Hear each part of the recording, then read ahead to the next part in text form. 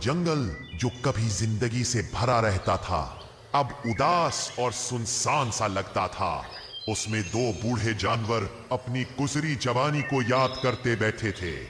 एक था पुराना लकड़फागा जिसके जिस्म पर कहीं कहीं बाल उड़ चुके थे, टांगे कमजोर हो चुकी थीं और हंसने की आवाज में वो गूंज बाकी न रही थी जिससे कभी रातें लरस जाया करती थीं। दूसरा था एक बूढ़ा शेर जिसकी गर्दन की आयाल कभी सुनहरी और घनी हुआ करती थी, अब बेरौनक हो चुकी थी। याद है शेर भाई, वो रातें जब मैं अपनी टोली के साथ निकलता था। हम हंसते जाते थे, शिकार ढूंढते थे और पूरे जंगल में हमारी हंसी की आवाज गूंजती रहती थी। कोई हमें रोक नहीं सकता था।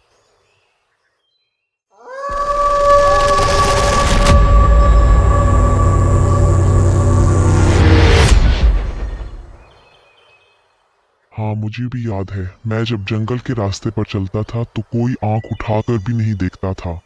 मेरा दहाड़ना ही काफी था सबको सीधा रखने को। वो हिरन, वो जंगली भैंसे सब मेरी ताकत से डरते थे।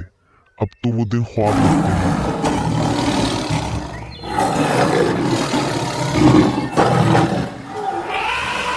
वक्त कितना बदल गया है ना।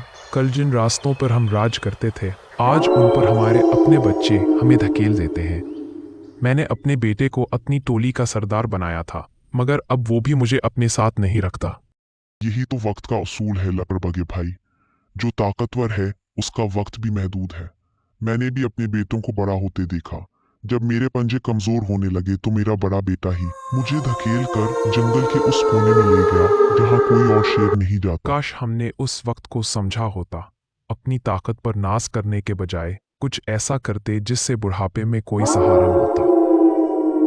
हाँ दोस्त, वक्त की कदर तो उसी वक्त आती है जब वो गुजर चुका होता है।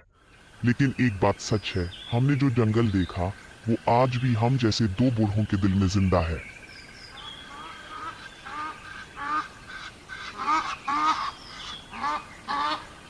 चांदनी ने आसमान को अपनी चादर से ढांप लिया था और इन दो बूढ़ों की बातें हवा में तहलील होकर हमेशा के लिए जंगल की यादों में बस गईं।